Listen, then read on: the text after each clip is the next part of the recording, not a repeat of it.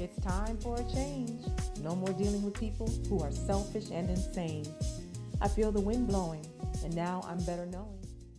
Hello and good afternoon. I am Karen Carruthers with Winds of Change, and we are back for another exciting week of Entrepreneurial Week. And I'm excited to have today Miss Annie Hawkins from Skinny Minnie Company. Thank you for joining us. So I'm going to read a little bit about Annie's bio, and then just, we're going to chat for a little bit. Little girl chat. Yes, absolutely. Yeah. So Ann Hawkins, she is a mother, daughter, sister, a leader, a builder, and an entrepreneur, and she's the founder and CEO of Skinny Minnie Inc., a professional and friendly Christian cleaning service that specializes in cleaning and disinfecting, sanitizing residential and commercial properties. That's important during these times. Absolutely. All right, and then Skinny Minnie also has been cleaning in the industry for over 17 years and has hands-on experience and a lot of experiences with different facilities, different places. So that's awesome. Skinny Minnie Inc. will make your home look like a shiny new penny. That is her motto, and I love it. When Ann is not working on her business, she is a mother. She loves to volunteer with the youth and the girls on the run. And Ann not only has a passion for cleaning and youth, but also for giving, especially when it concerns the elderly. Her overall purpose is to impact a culture of mentorship and teaching, the skill and heart of being an entrepreneur. I knew I asked the right one to the show today. And she believes her experience is someone's gain. I love that. That is so true. So can you just give us a little background and history on who Ann Hawkins is? Absolutely. So as the bio says, I am a mother, I am a daughter, I'm an entrepreneur. I am only 40. 40 looking 30, baby. So absolutely. Thank you. I was raised by a two-parent household, which is my grandparents. Okay. And I come from an old school. My grandfather was known to go to work on the railroad, and my grandmother was to stay at home, take care of the kids, the household, and the family. While granddad brought his check home to grandma. That's how it used to be. And it come from too. I've always heard them say, if you come to a house and the lights is cut off, you look at the man. If you come to the house and the house is not clean, you look at the woman. So that's where I came from. So been raised and born in Harvey, Illinois.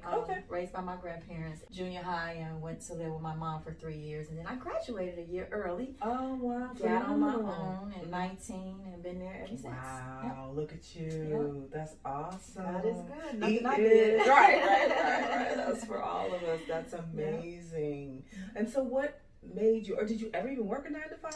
I come from a long history of entrepreneurs. Okay. I didn't think I had a desire for it, so to speak. I like to tell people I actually got tripped into it, so to speak. I have been working ever since I was legal to work with a permit. 14 years old at the CEDA program, taking care of kids. But my final destination to working a 9 to 5 was 2001. I want to say I got laid off from Harris Bank, Oprah Terrace, and I was the only supervisor, only African American woman. So I got laid off, and through that journey, I told people, my sister, Skinny Minnie, started off her and myself. But it only lasted about 4 months, bless her heart, but I needed her creativity behind it and so much more that I didn't know of. So she actually named the company because it was a family-owned name for me. Right? Grew up, always been skinny, as you can see. So it was a name given to me. You wear well, honey. Thank you, by my family and friends. So I went to my mom's house one day where my sister was with my first newborn nephew, and I was like, I need to make some money, some good money that I'm used to doing. And I was riding down the street. I'm real good at cleaning. So this is my conversation with her. And next thing you know, there was cleaning. But I never had an intention to make a business. I just needed some extra cash. I come from a family that we make something out of nothing. Yeah. Most of us do. Absolutely. So that was my thought. Never my heart. I was good at it. To be honest, the cleaning component was instilled in me from my grandmother. So I'm cleaning up after 5 people, and I hated it. Can you believe it? Yeah. But I tell everybody now, I love cleaning pissy toilets.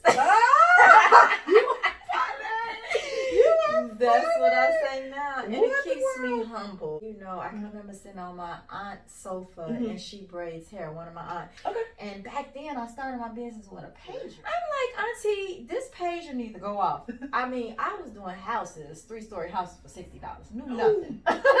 Knew no better of nothing. So trial and error. That's why I say my experience to everybody else gains. You don't have to go through what I went through. Yes. Next thing you know, the name traveled, the branding traveled, the referral.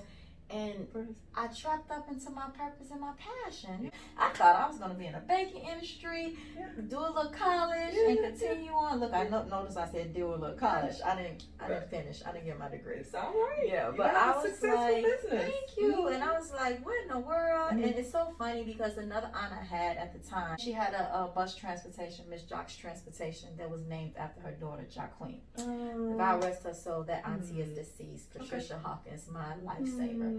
So she really instilled the entrepreneur in me, and she used to have me clean her house in between her busy lifestyle. Okay, of and course. she used to be like, "You should have started cleaning service." This before I even got laid off, and I was like, "I ain't cleaning busy toilets." Right. Mind you, I said I love cleaning pissy toilets. Now. And back then, because my attitude, like I was a mess. I was sedity, uppity. My poop didn't stink, pretty girl. Right. But when I tell you the cleaning, not only brought out the purpose and passion in my life, but it humbled me. I'm allowed to see God like in the moments of in people homes, cleaning and serving. I learned that when you in your purpose and your passion, God would definitely speak a word to you. Yep. So that's why I am 17 years here. I am Skinny Minnie. That's fantastic. So it's almost like you say, you tripped into it. And that's interesting. It was like a purpose for survival at that time, but now it looks like it's morphed into something different. I was in the banking industry ever since high school. Wow. That was my second bank I was at, and I was always the upper management or supervisor. So it taught me leadership ability, not knowing, and I utilized that in my business. Of course, I enhanced it even more. Yes. But that was my first journey into leadership. And responsibility on the level of capacity of corporate America. Okay.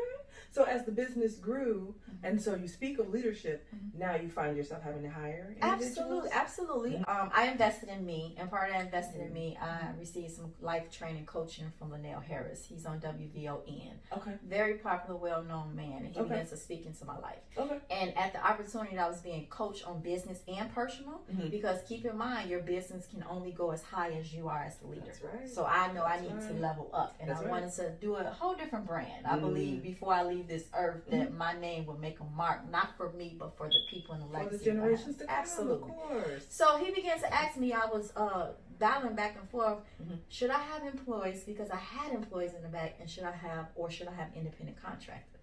When I received the purpose and passion calling on my life, it was like, I know I'm created to mentor and teach leadership and entrepreneur to people.